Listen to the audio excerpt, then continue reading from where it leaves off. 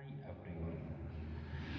બધાને મારે એ જ કહેવું છે કે બધા હેલ્ધી ફિટ રહો, મસ્ક્યુલસ રહો, કે જેનાથી તમે હોસ્પિટલના ખર્ચાથી બચી શકશો. મારે કહેવા માટે તો કંઈ છે નહીં, બટ મને લાગ્યું કે એક વિડીયો બનાવવા જેવો છે, તો બનાવ્યો કે લોકો ફિટનેસ માટે થોડુંક ધ્યાન આપે, જેનાથી પોતાના ફેમિલીને સપોર્ટ મળશે.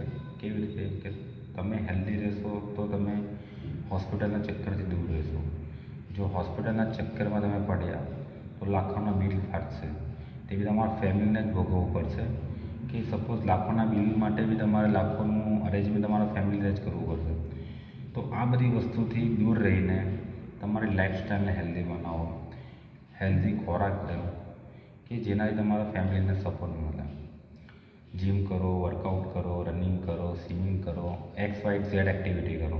કોઈને કોઈ એક્ટિવિટી આ લાઈફસ્ટાઈલમાં તમે ચાલુ રાખો. કે હમણાંની લાઈફસ્ટાઈલ એટલી અનહેલ્ધી થઈ ગઈ છે બધા માટે કે લોકો પોતાના શરીર માટે કંઈ કરી જ નથી રહ્યા. સવારથી લઈને રાત સુધી કામ માટે કે મોબાઈલ 1-2 કલાક મોબાઈલ જોશે, પણ કોઈને વર્કઆઉટ નથી કરવું. લોકોનો એક જ પ્રશ્ન હોય કે જોબ છે, આવીને થાકી ગયા, કે કંઈ પણ એક જાતના બહાના જ છે. તમે સેલિબ્રિટી, ક્રિકેટરો કોઈને બી જોશો, એ લોકોનો એવું નથી કે ડાયરેક્ટ મૂવી કરી લીધું કે ડાયરેક્ટ ક્રિકેટ મેચ રમી લીધું. એ લોકોની પણ ફિઝિક માટેની અવેરનેસ છે, તેનાથી તમે એ આગળ વધી રહ્યા છે. એવું નથી કે ડાયરેક્ટ એ લોકોને ડીશમાં મળી ગયું છે ને એ લોકો ખાઈ લીધું છે.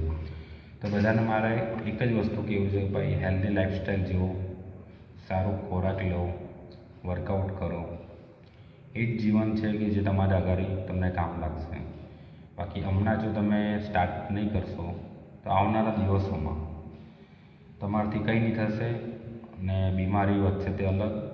પછી તમને એવું લાગશે કે કાશ વર્કઆઉટ કર્યું હતે કે રનિંગ કરી હતી, કોઈ પણ એક્ટિવિટી ચાલુ હશે તો મારું બી જીવન સારું હશે.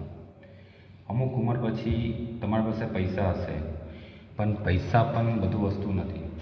કે તમારી પાસે લાખો રૂપિયા હશે પણ તમે ખર્ચી જ નહીં શકશો કે કંઈ ખાઈ જ નહીં શકશો, તો એ પૈસા બી તમારા પાણીના બરાબર જ હશે. તો એના માટે થોડું ધ્યાન રાખીને પોતાની બોડીને ફિટ રાખો, એક્ટિવિટી ચાલુ કરો, જીમ ચાલુ કરો, કે જેથી તમારી બોડી ફિટ રહેશે તો આવનારા વર્ષોમાં એ તમારું હમણાંનું ઇન્વેસ્ટમેન્ટ પાછળના ટાઈમમાં તમને ખબર પડશે કે સારું થયું કે ભાઈ વર્કઆઉટ કર્યું, જીમ ગયા કે એક્ટિવિટી કરી. આ જ વસ્તુ આવનારા વર્ષોમાં તમને